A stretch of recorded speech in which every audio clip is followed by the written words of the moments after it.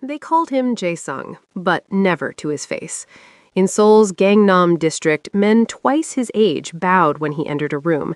He was 34, he owned 7 clubs, 2 hotels, and enough debt to keep 3 city officials quiet.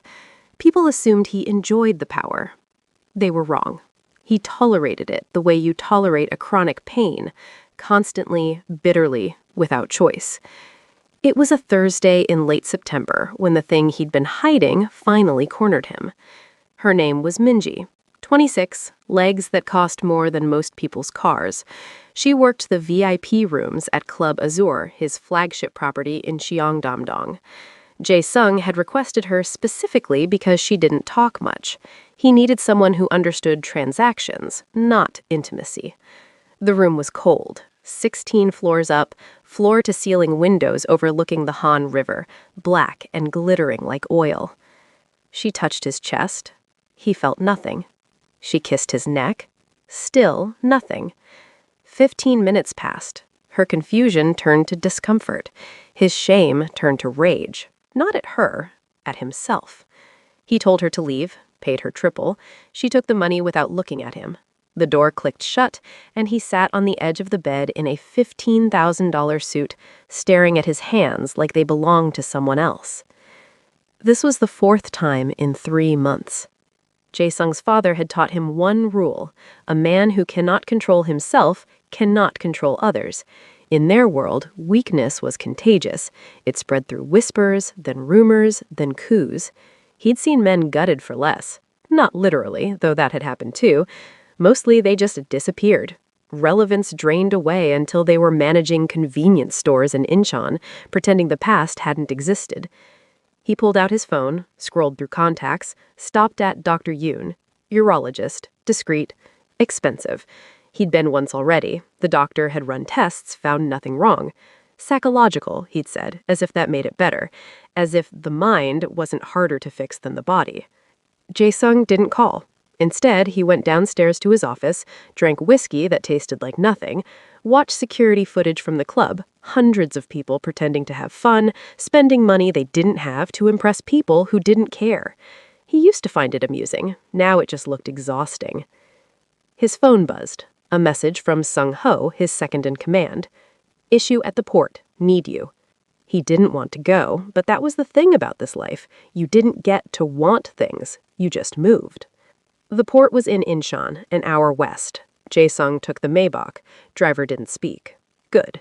The shipment was late, 60 kilograms of something that wasn't his business to ask about, except it was, because his name was attached. The Russians were complaining. The Russians always complained, but this time they had a point. Sung-ho met him at the warehouse. Skinny guy, sharp suit, sharper eyes. Loyal because Jae-sung had paid off his gambling debt 5 years ago. Loyalty bought with money only lasts until someone offers more, but Sung-ho didn't have better options. He sang customs flagged it. Someone talked. Jae-sung felt the familiar tightness in his chest. Betrayal was a constant hum in this world. You just had to figure out the frequency. Who? Don't know yet. I'm working on it. Work faster. He left before Sung-ho could explain further. He didn't care about the details. That's what he paid people for, to care about things he couldn't afford to care about.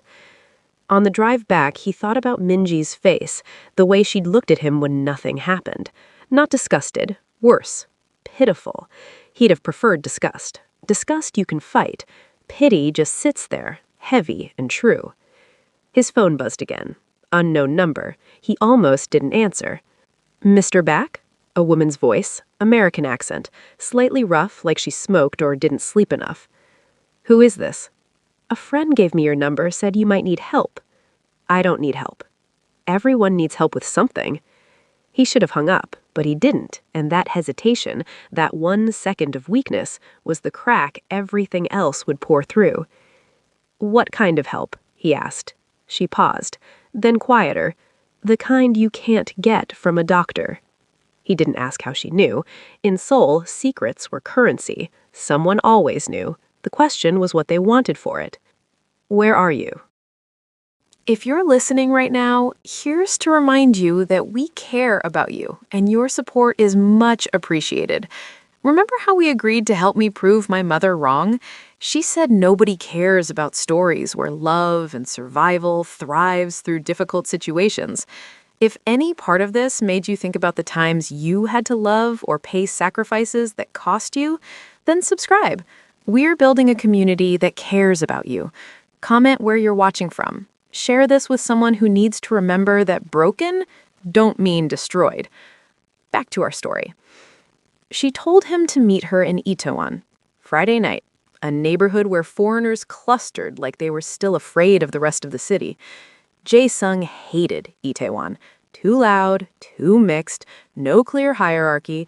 But he went anyway because the alternative was another night alone in his apartment, staring at the ceiling, wondering when his body had decided to quit on him. The address she gave was a third-floor walk-up above a Nigerian restaurant. No sign, no security, just a black door with a buzzer that didn't work. He knocked, waited. The smell of jollof rice drifted up from below, mixing with cigarette smoke from somewhere unseen. The door opened. She was not what he expected. Black woman, late 30s, maybe 40, hair in a wrap, colors he didn't have names for, jeans and a sweater that had seen better years, no makeup, tired eyes that had stopped apologizing for being tired. She looked at him the way a mechanic looks at a broken engine, professionally, without judgment. "Jae-sung?" she asked. He nodded. She stepped aside. He entered. The apartment was small. One room serving as living room, bedroom, office, a kitchenette in the corner, a kid's drawing taped to the fridge, stick figures holding hands under a yellow sun. He noticed because it was the only bright thing in the space. "You have a child," he said. "2. They're with a friend tonight." She gestured to a chair. "Sit." He didn't sit. "What is this?" "You called me." "You called me." "Because someone said you needed help." Was he wrong? Jae-sung looked around. No cameras he could see, no weapons, no leverage, just a woman in a cramped apartment in a part of town where nobody he knew would ever visit. It was perfect, in a way. Anonymous, invisible. He sat. She poured tea. He didn't drink it. She didn't push. "What's your name?" "Keisha." "How long have you been in Korea?" 6 years. "Doing what?" "Surviving." She sat across from him. "You want to know if this is real or if you're about to get robbed. It's real, and I don't want your money." "Everyone wants money." "I want rent paid on time and my kids to have winter coats. Money's just the middleman." He almost smiled. Almost. "So what do you want?" "To help you, if you let me." "How?" She leaned back, studied him. "The problem isn't your body. You already know that. Doctors told you. Tests came back clean. So it's in here." She tapped her temple. "And here." She tapped her chest. "Something you're carrying. Something heavy." Jae-sung's jaw tightened. "You a therapist?" "No." "Then what?" "I've seen this before. Men who can't let go. Men who think control is the same as strength. It's not. Control is just fear dressed up." He should have left, should have stood up, walked out, forgotten this ever happened. But he didn't, because she wasn't right, and that terrified him more than anything else. "What do you do?" he asked. "I listen. I touch. I help you remember you're human." "That sounds like therapy." "It's not. Therapy is talking. This is something else." She didn't elaborate. He didn't push. Not yet. They talked for an hour. She asked questions, not invasive ones, not about his work or his money, about sleep, about dreams, about the last time he felt calm. He couldn't remember. She didn't seem surprised. When he left, she told him to come back Sunday, same time. He said maybe. She said, okay, no pressure, no sales pitch, just an open door. He went back Sunday. This time she had him lie down. Dim lights, incense burning, something earthy he didn't recognize. She placed her hands on his shoulders, just rested them there, warm, steady. He waited for something to happen. Nothing did. Just her hands, just breathing. "Relax," she said. "I am relaxed." "You're holding your breath." He was. He let it out. She moved her hands to his chest. Not sexual, clinical almost, like she was feeling for something broken. "You carry everything here," she said, "right under the ribs, all the things you don't say." "I say what I need to say." "No, you say what keeps people afraid. That's different." Her hands moved lower, still over his clothes, still careful. He felt his body responding. Not much, just a flicker, then nothing again. She stopped. "Don't force it. The body doesn't negotiate." He left frustrated, but he came back Tuesday. Then Thursday. Then Saturday. Each time a little further. Not sex, not even close. Just touch, just presence. She'd talk while she worked, soft and low, about nothing important. Her daughter's school project, the subway being delayed, how she missed real winter, the kind that actually snowed. He started talking, too. Small things at first. The whiskey he drank, the car he drove. Then bigger things. His father. The first time he'd watched someone get hurt and didn't stop it. The weight of running an empire nobody thought he deserved. She listened, never judged, never tried to fix him. By the third week, he realized he was thinking about her when he wasn't there. Not sexually, just thinking. Wondering what she was doing, if her kids were okay, if she ever got tired of carrying other people's weight. It confused him. He didn't do attachment. Attachment was leverage. Leverage was weakness. But he kept going back. October bled into November. The air turned cold. He started noticing small changes. The way she'd smile when he arrived, like she was actually happy to see him. The way she'd make him tea, even though he never drank it. The way she'd adjust the blanket over him before she started, making sure he was warm. One night, he asked her why she did this. Did what? This. Help men like me. She paused, her hands still on his chest. Because I know what it's like to need help and not have anyone safe to ask. What happened to you? Same thing that happens to everyone. Life. She didn't elaborate. He didn't push. But he filed it away. Another piece of a puzzle he didn't know he was solving. The sessions started lasting longer. 2 hours. 3. He'd arrive at 8 and leave past midnight. She never rushed him, never checked her phone, just gave him space to exist without performing. He started paying her, not because she asked, because he needed the transaction to make sense.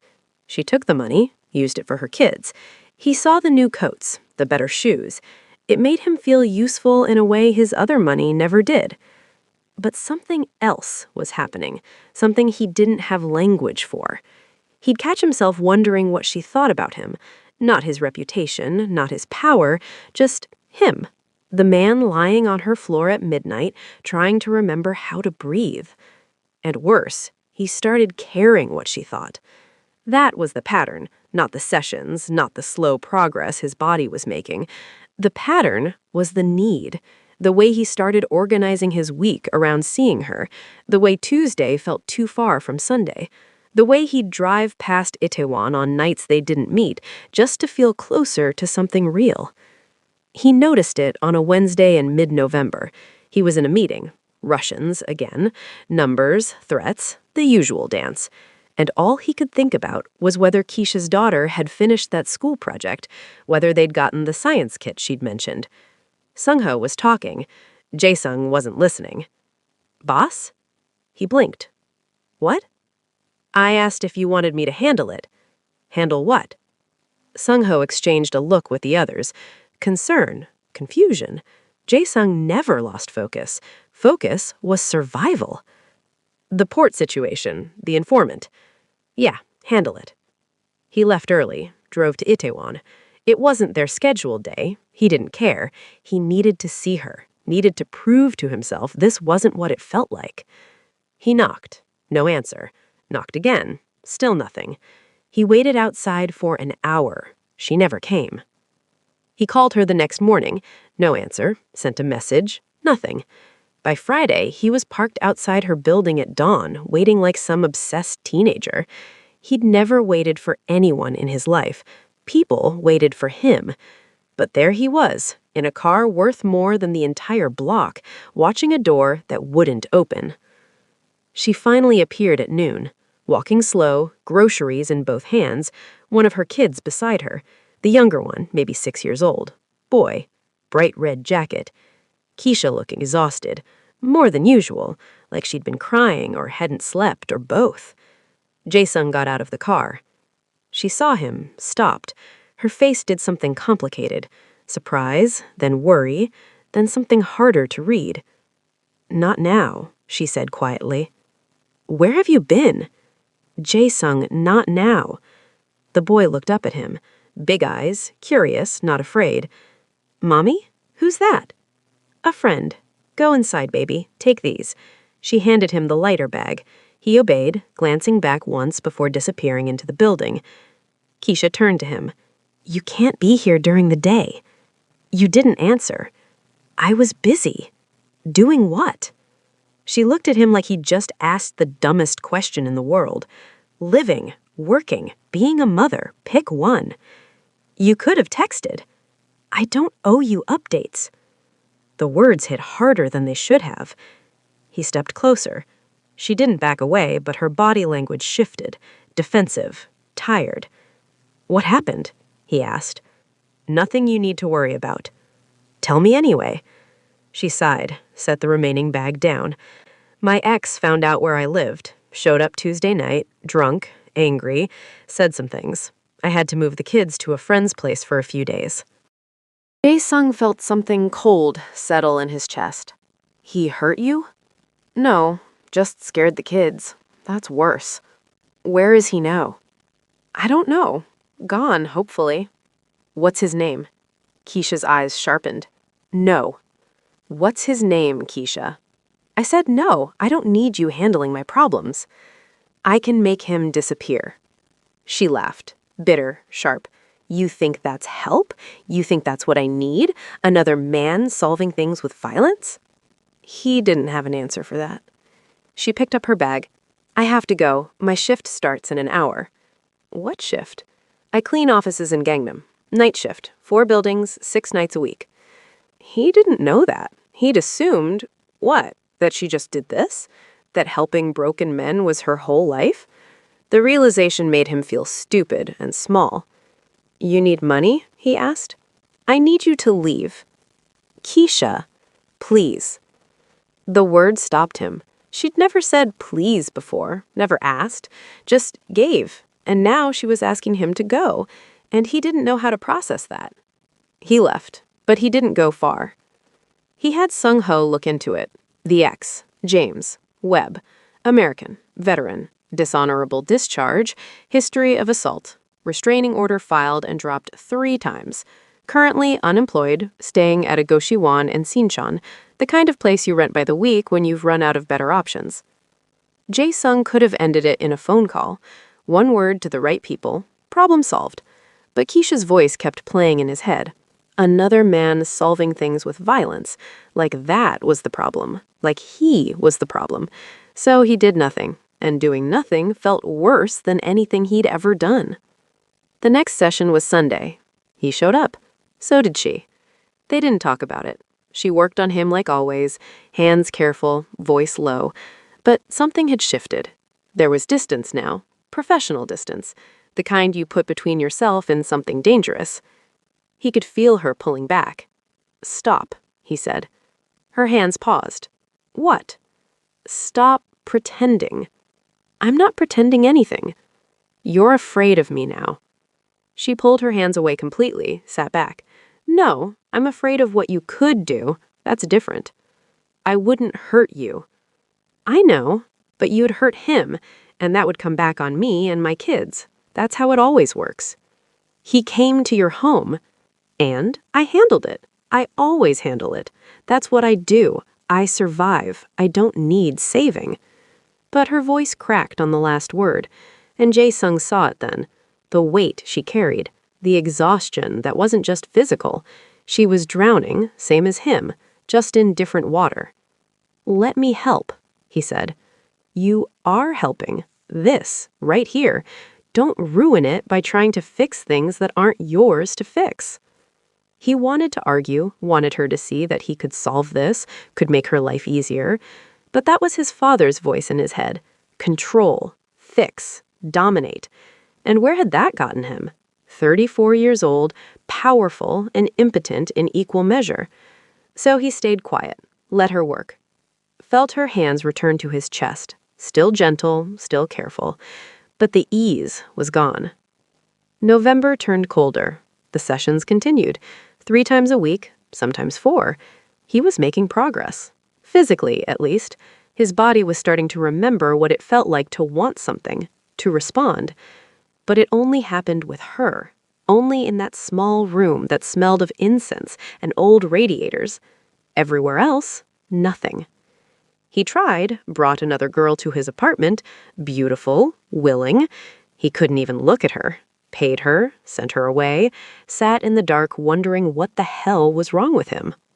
The business was suffering too. Not catastrophically, not yet, but people were noticing. His attention was split. Decisions came slower. The Russians were circling, smelling weakness. Sung-ho was covering, but Sung-ho wasn't him.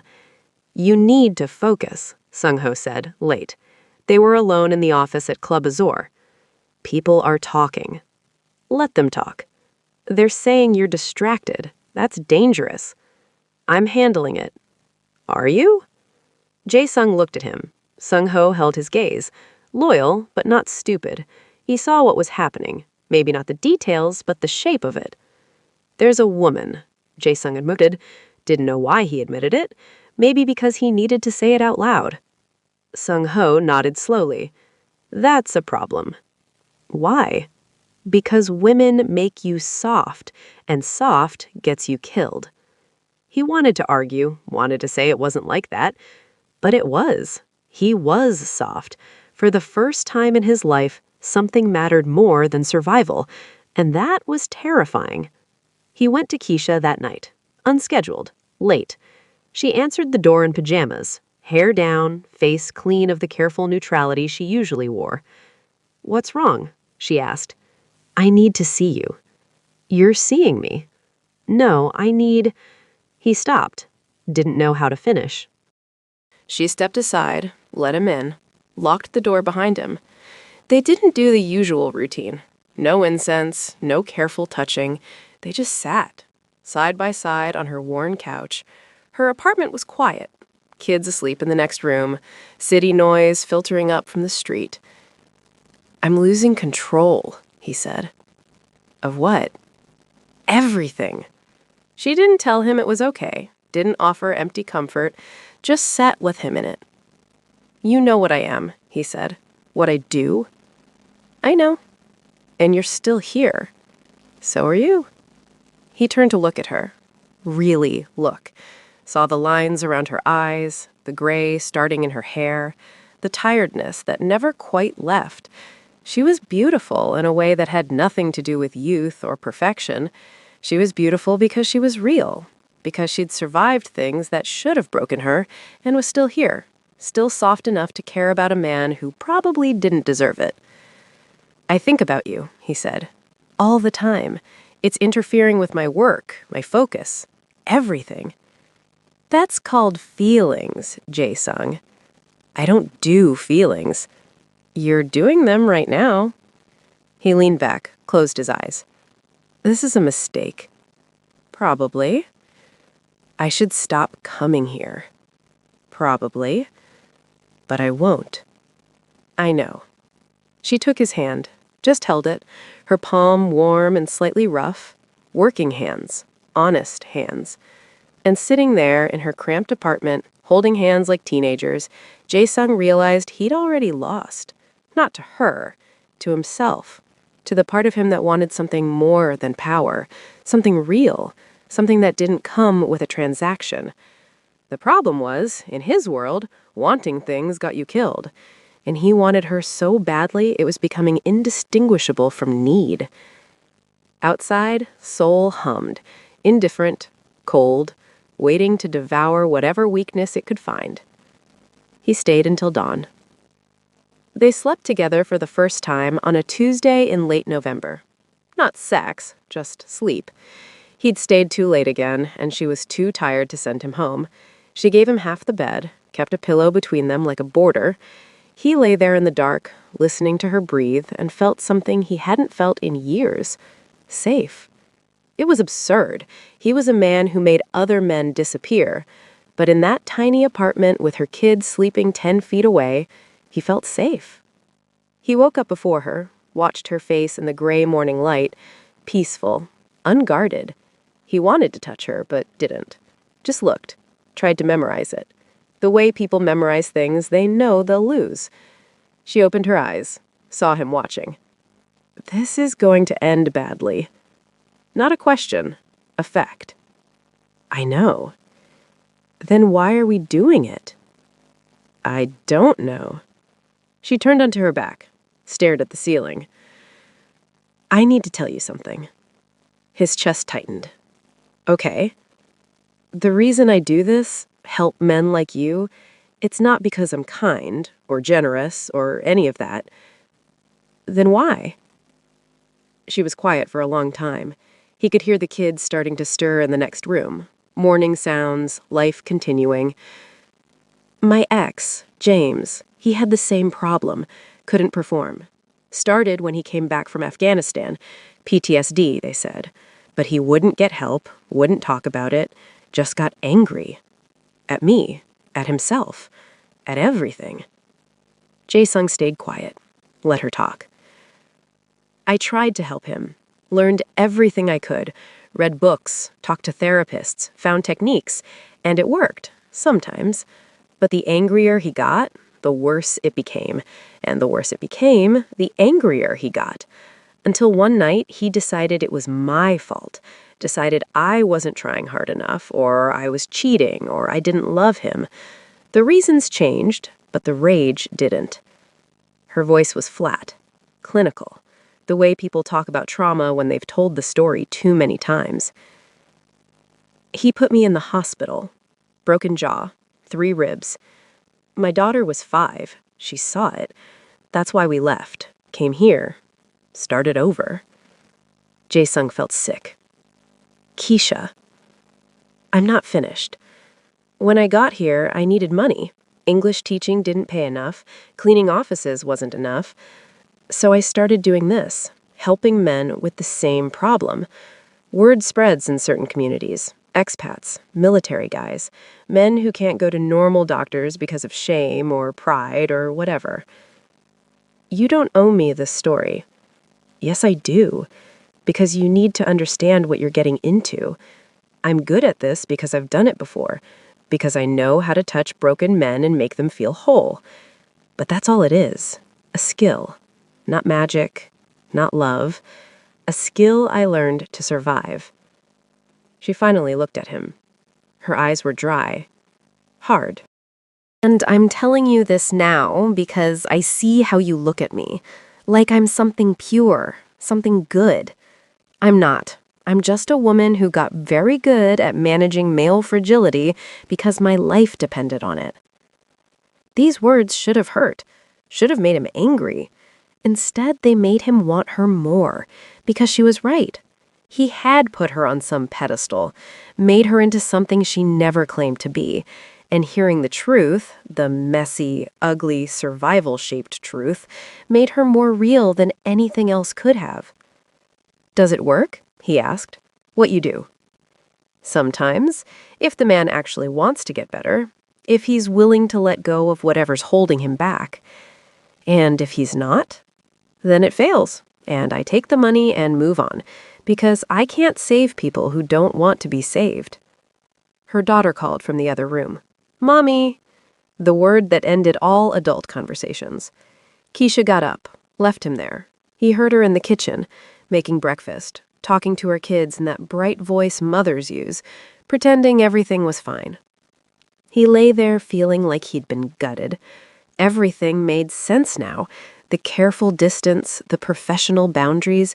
She'd been through this before, knew exactly how it would end, and she was doing it anyway because she needed the money, because survival required compromise. He was just another transaction, another broken man paying for the illusion of being fixed. The realization should have freed him, should have made it easier to walk away, but it didn't. It just made him want to prove her wrong, want to be different from James, different from all the other men who'd taken her kindness and turned it into ownership. Except wanting to be different didn't make you different. It just made you another man with good intentions and bad wiring. He left while she was distracted, didn't say goodbye, drove back to Gangnam feeling hollowed out. Sung-ho was waiting at his apartment. Never a good sign. "We have a problem," Sung-ho said. "Always. The informant, the one who tipped customs. We found him." Jae-sung waited. "It's Minho, your cousin." The floor shifted. Minho, 28, Jae-sung's father's brother's son. Family, the one thing you didn't betray in this world. "You're sure?" Phone records, bank transfers. He's been talking to the Chinese, probably cutting a deal to move product through their channels instead of ours. Jae-sung sat down, felt the weight of it settling. Family betrayal was different. You could kill a stranger. You could even kill a friend. But family? That came with consequences that rippled outward. Blood feuds, splits, wars. "What do you want to do?" Sung-ho asked. "I need to think." "Boss, if we don't handle this fast..." "I said I need to think." Sung-ho left. Jae-sung sat in his pristine apartment, surrounded by expensive things that meant nothing, and tried to figure out how everything had fallen apart so quickly. A month ago, he was in control.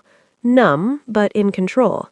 Now he was losing his business, losing his focus, and falling for a woman who just told him he was basically a client, a paycheck with feelings. His phone rang. Keisha. He almost didn't answer, almost let it ring through. But he did, because he was weak now, because she'd made him weak. "I'm sorry," she said. "For what?" "For this morning, for making it sound like you don't matter." "Do I matter?" Silence. Long enough that he thought she'd hung up. "Yes," she said finally. "And that's the problem." "Why is that a problem?" "Because I can't afford to care about you, Jae-sung. I have 2 kids, a visa that expires in 18 months, an ex who might come back. I don't have space in my life for complicated feelings about a Korean gangster who's going to get himself killed or arrested or both." "I'm not going to." "Yes, you are. Men like you always do. You think you're different. You think you can control it. But this life doesn't care what you think. It takes what it wants." He knew she was right. He knew it bone deep. But hearing her say it made it real in a way it hadn't been before. "So what do I do?" he asked. "I don't know. That's not my job." "What is your job?" "To help you feel human for an hour. That's it. That's all I can give you." "What if I want more?" "Then you're asking the wrong person." She hung up. He sat there holding the phone, feeling the walls close in. That night, he went to see Minho. Didn't tell Sung-ho, didn't tell anyone. Just drove to his cousin's apartment in Mapo, used his key, walked in like he had every right. Minho was home, alone, watching television. He jumped when Jae-sung entered. Guilty. Caught. "Hyung," he said, older brother, the term family used. Jae-sung sat down, didn't say anything, just looked at him. Minho started crying, not begging, just crying, like he'd been waiting for this moment and was almost relieved it had finally come. "I'm sorry," Minho said. "I'm so sorry." "Why?" "I needed money. My daughter's sick. The treatments, they're expensive. And you were distracted. Everyone saw it. I thought I could make a side deal. Just once, get the money, get out." Jae-sung felt nothing. No anger, no betrayal, just exhaustion. "You know what I have to do," Jae-sung said. "I know." "Your family." "I know." They sat there, 2 men who'd grown up together, played together, bled together, and now this. Jae-sung stood up. Minho flinched. "I'll give you 24 hours, Jae-sung said. "Take your family, go somewhere I can't find you. Don't come back." Minho looked up, shocked. Hyung. 24 hours. After that, it's not my choice anymore. He left, got in his car, drove nowhere in particular. He'd just committed his own betrayal. Not of Minho, of the system, the code, the rules that kept everything from collapsing into chaos. And he'd done it because Keisha was right. He was trying to be different, trying to prove he was more than what this life had made him. But mercy was just another form of weakness, and weakness in this world was fatal. Minho didn't run. Jae-sung found out 3 days later, when Sung-ho called him at 2 a.m. His cousin had gone to the Chinese instead, offered everything, names, routes, bank accounts, thought protection was better than exile. They're moving on him tonight, Sung-ho said. The Russians heard. They want to make an example, show we can't control our own people. Where is he? Incheon, the warehouse district. Jae-sung hung up, didn't get dressed, just drove, still in sweatpants and a t-shirt, looking like anyone, looking like no one. He got there too late, not by much, maybe 10 minutes, but 10 minutes was the difference between intervention and cleanup. Minho was alive, barely. They'd worked him over with pipes, methodical, professional, breaking bones in sequence, teaching a lesson that would echo. Jae-sung found him in the back office, 3 Russians standing over him, smoking, casual, like they'd just finished a shift at a factory. They saw Jae-sung, smiled. "We were hoping you'd come," the tall one said. Dmitri, he knew him, had done business with him for years. Good business, respectful. "He's family," Jae-sung said. "We know. That's why we waited." They wanted him to finish it, wanted him to prove loyalty trumped blood. It was a test, the kind you couldn't fail without consequences. Minho was conscious, looking at him, one eye swollen shut, teeth missing, but looking. "Hyung," he whispered, "please." The Russians handed Jae-sung a gun. Heavy, cold, already loaded. He took it, held it, looked at his cousin bleeding on the concrete floor of a warehouse that smelled like fish and gasoline, and couldn't do it. Not wouldn't. Couldn't. His hand wouldn't move. His finger wouldn't pull. Something fundamental had broken inside him, the part that did what needed doing, the part his father had built with fists and fear and 15 years of brutal education. Gone. "Problem?" Dmitri asked. Jae-sung lowered the gun, handed it back. "He's already dead. Let him bleed out." It was a compromise. Weak, obvious, but it gave everyone an exit. Dmitri studied him, saw everything, knew everything. "You're soft now," Dmitri said. Not angry, observational, like diagnosing an illness. "Maybe. Soft men don't last in this business." "I know." Dmitri nodded, took the gun, put it in Minho's hand, helped him raise it, helped him place it under his own chin. "Do it yourself, or we do it slow." Minho looked at Jae-sung one last time, not pleading anymore, just sad, understanding. "Tell my daughter I'm sorry," he said. Then he pulled the trigger. Jae-sung didn't flinch, didn't look away, just watched his cousin head snap back, watched him fold, watched the light go out. The Russians left, patted Jae-sung on the shoulder on their way out. Friendly, like nothing had happened. He stood there alone with the body for a long time, trying to feel something. Anything. But there was just nothing. A void where his certainty used to be. He called Sung-ho, told him to handle cleanup, drove to Itaewon. It was 4 a.m. when he knocked on Keisha's door. She opened it half asleep, saw his face, let him in without questions. He sat on her couch. She made tea, brought it to him. He didn't drink it. "Someone died tonight," he said. "Did you kill them?" "No, but I let it happen." She sat beside him, didn't touch him, just sat. "My cousin, Minho, he betrayed me. Stole from me. In my world, that's death. Simple, clean. I was supposed to do it. Prove I'm still hard, still capable. But you didn't. I couldn't. And now everyone knows. By morning, the whole network will know. Jae-sung went soft, couldn't kill his own blood. Is that true? That you're soft? He looked at her, really looked. Yes. Because of you?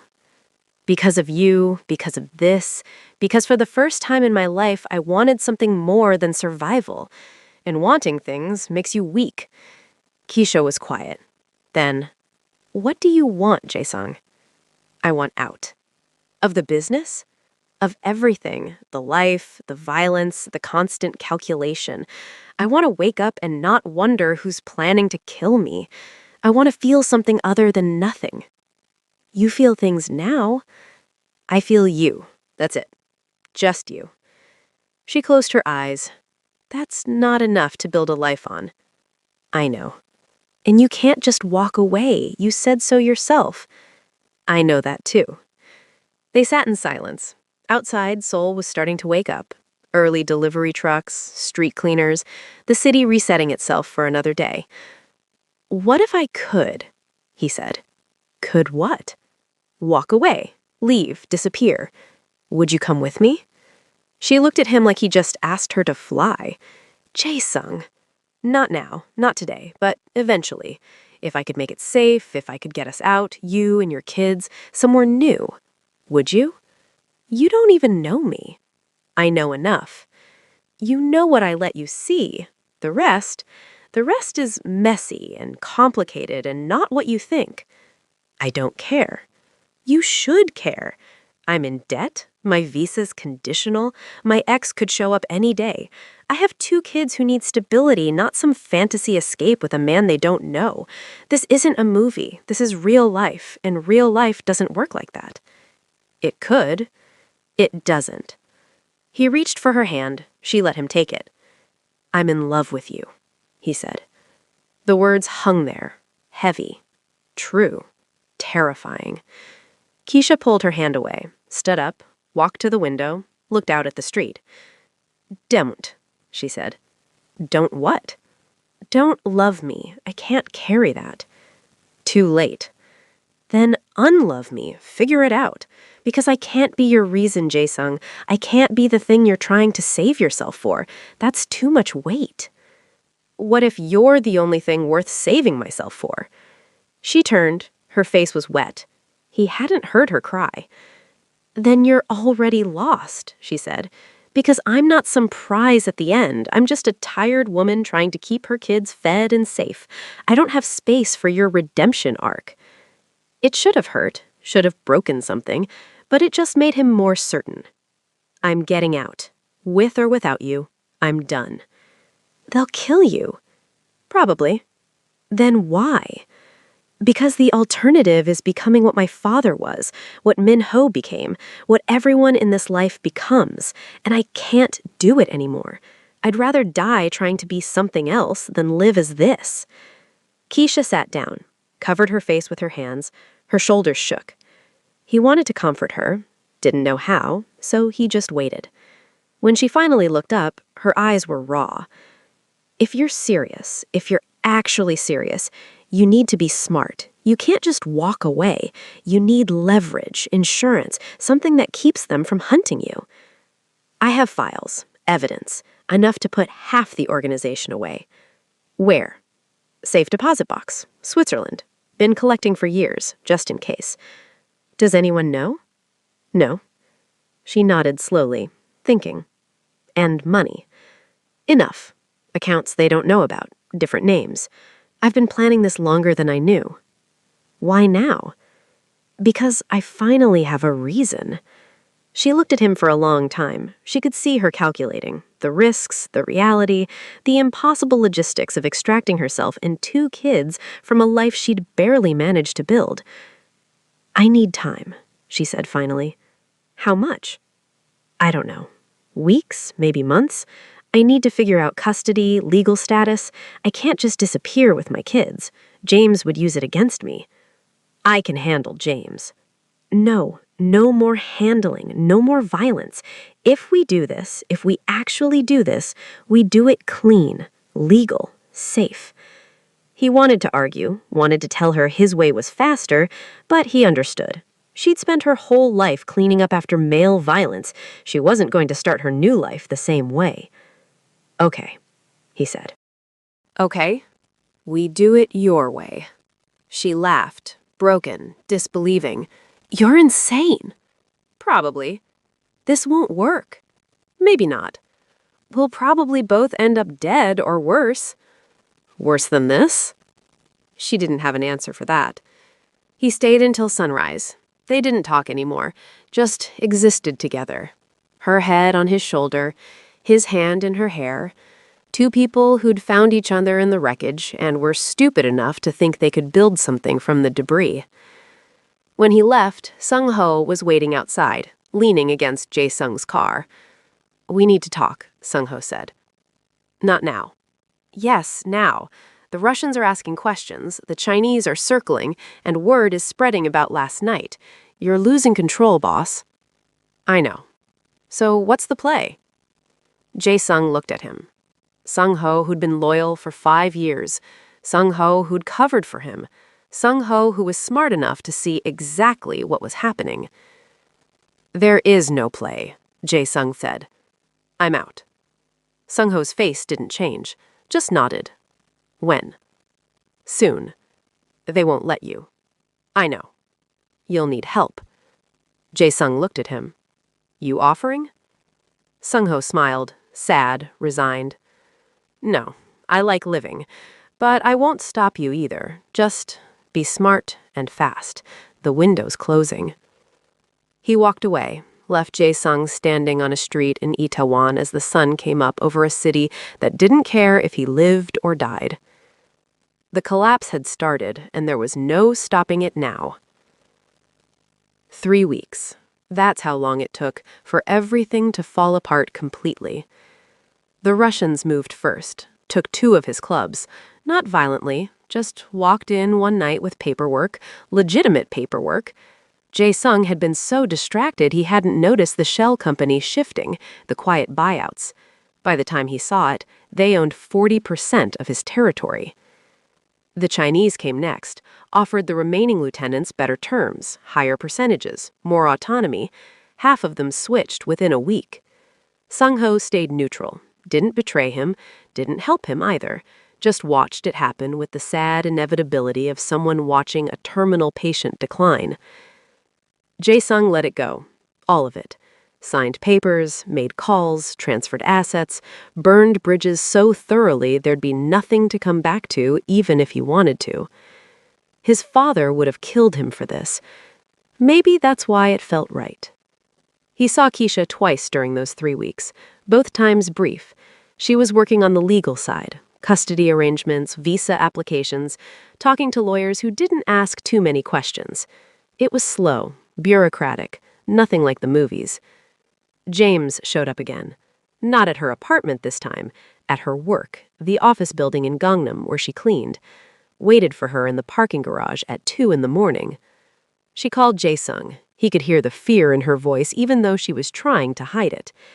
He got there in 12 minutes, found James drunk, angry, yelling about his kids, about rights, about respect. Jae-sung walked up slowly, hands visible, non-threatening. "You need to leave," he said. James looked at him, sized him up. "Who the fuck are you?" "Someone who's asking you to leave." "Or what, you gonna make me, chopstick?" Jae-sung didn't react, just stood there, calm, still. James threw a punch, sloppy, drunk. Jae-sung moved slightly, let it pass. Didn't counter, didn't engage. "Walk away," Jae-sung said again. James threw another punch. This one connected, caught Jae-sung on the cheek, split the skin. He tasted blood. He still didn't fight back. James looked confused, then angrier, like the lack of response was somehow worse than resistance. "Fight me, you pussy." "No." "Why not?" "Because she asked me not to." That stopped James. He looked at Keisha, then back at Jae-sung. Something shifted in his face. Understanding, maybe? Or just exhaustion? "She always finds the broken ones," James said. Quieter now, sad. "Thinks she can fix them. Can't. Nobody can." He walked away, stumbled, got in a taxi, disappeared into Seoul's late-night machinery. Keisha was shaking. Jae-sung held her, right there in the parking garage that smelled of oil and exhaust. Held her while she cried. Not from fear, from release. "He's right," she said into his chest. "I do try to fix broken men." "Am I broken?" "Completely." "Can you fix me?" "No." "Good." She laughed. Small, wet, real. They stood there until her supervisor called asking where she was. She went back to work. He went home, touched his split cheek, felt oddly proud of it. 2 days later, Jae-sung made the final call, the one he'd been avoiding. His uncle, his father's older brother, the only family he had left besides the cousin currently in a morgue. They met at a restaurant in Gungbuk, old school, the kind where the floor was heated and you sat on cushions and the owner knew 3 generations of the family. His uncle was 70, white hair, liver spots, still sharp eyes. "You're leaving," the old man said, not a question. "Yes." "Because of a woman?" Partly. Mostly. Jae-sung nodded. His uncle sipped tea, looked out the window at nothing in particular. "Your father would be ashamed." "I know." "I'm not." That surprised him. Jae-sung looked up. "This life," his uncle said, "it takes everything. Your father knew that. I know that. You're learning it now. The smart ones get out. The stupid ones die in it. You're being smart. It doesn't feel smart. It never does. Feels like cowardice. Feels like failure. But 20 years from now, if you're still breathing, you'll understand." "Did you ever want out?" The old man smiled. "Every single day. But I had no reason. No one waiting. Just this." He gestured vaguely at everything. The restaurant, the life, the wait. "She must be special." "She is." "Then go. Fast. Don't look back." They finished tea in silence. When Jae-sung stood to leave, his uncle grabbed his wrist. "You can't come back," he said. "You understand that? Once you're out, you're out. If you return, for any reason, I can't protect you." "I understand." "Good." They bowed to each other, formal, final. Jae-sung wrapped out of that restaurant and never saw his uncle again. The last week moved fast. Keisha got emergency custody. Temporary, but enough. Her visa was extended under humanitarian grounds. Her lawyer was good. Expensive. Jae-sung paid without her knowing. He liquidated everything, turned holdings into cash, cash into accounts, accounts into new identities. Not for him, for her, for the kids. So if anything happened to him, they'd be protected. They planned to leave on a Thursday, morning flight, Seoul to Singapore, then somewhere else. They hadn't decided where. Somewhere warm, somewhere anonymous, somewhere they could breathe. Wednesday night, Jae-sung went to his apartment one last time. Packed nothing. Just walked through it, looked at the expensive art he'd never liked, the furniture someone else had chosen, the view he'd stopped seeing years ago. His phone rang. Unknown number. He answered. "It's done," a voice said. Male, unfamiliar. "What's done?" "The thing you paid for. Clean, quick. He won't be a problem anymore." The line went dead. Jae-sung stood there, processing, then understanding. James. He hadn't ordered it, hadn't asked, but someone, Sung-ho probably, had tied up the loose end, one final act of loyalty, or maybe just pragmatism. Either way, James was gone. Jae-sung should have felt something. Guilt, relief, anything. He felt nothing. Just tired. He left the apartment, left the keys on the counter, took nothing but his phone and wallet. Met Keisha at her place. The kids were already asleep, bags packed, passports ready. She looked at him, saw something in his face. What happened? Nothing. Jae-sung. Something got handled, something that needed to. Don't ask me about it. She studied him, then nodded, understanding that some doors, once closed, should stay that way. They sat on her couch, the same couch where this had started, where he'd first lain down and let her touch him, let her see him. "Are you scared?" "Terrified." "Me too." "We don't have to do this." "Yes, we do." He looked at her, this woman who'd accidentally saved him by refusing to save him, who'd shown him that being human wasn't weakness, just different kind of strength.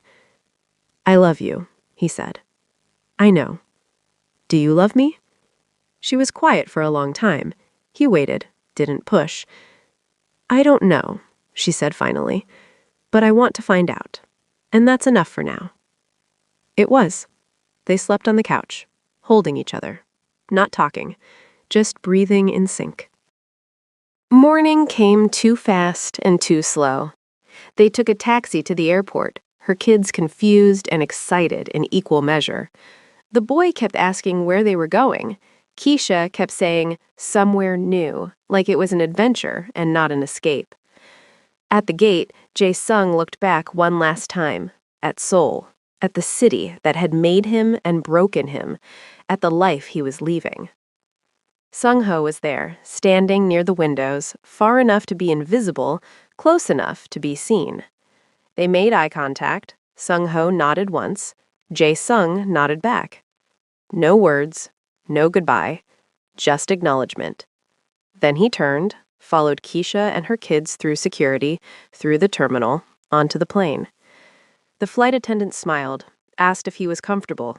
He said yes, even though comfortable felt like a language he'd forgotten how to speak. Keisha's daughter, the older one, Maya, looked at him from across the aisle. "Are you going to be our dad now?" she asked. Keisha started to apologize. Jae-sung stopped her. "I don't know," he told the girl. "Is that okay?" Maya thought about it, serious, careful. "Yeah," she said. "That's okay." The plane took off, Seoul disappeared below, became lights, became nothing. Jae-sung held Keisha's hand, felt his body respond to her touch. Not sexually, just alive, present, real. For the first time in his life, he didn't know what came next. And somehow, that was fine. The fear was still there, the uncertainty, the knowledge that the past doesn't just let you go, that men like him don't get clean endings. But sitting there, 30,000 feet above the ocean, holding hands with a woman who taught him that broken things don't need fixing, they just need accepting, he thought maybe survival wasn't the point anymore. Maybe living was. The flight attendant came by, asked if they needed anything. Keisha squeezed his hand. "We're good," she said. And for that moment, on that plane, leaving everything behind, they were. Sometimes what you wish for lies within the things you avoid or are afraid of confronting. If you are that person, I believe it is high time you become who you are by accepting your worst fears. The end.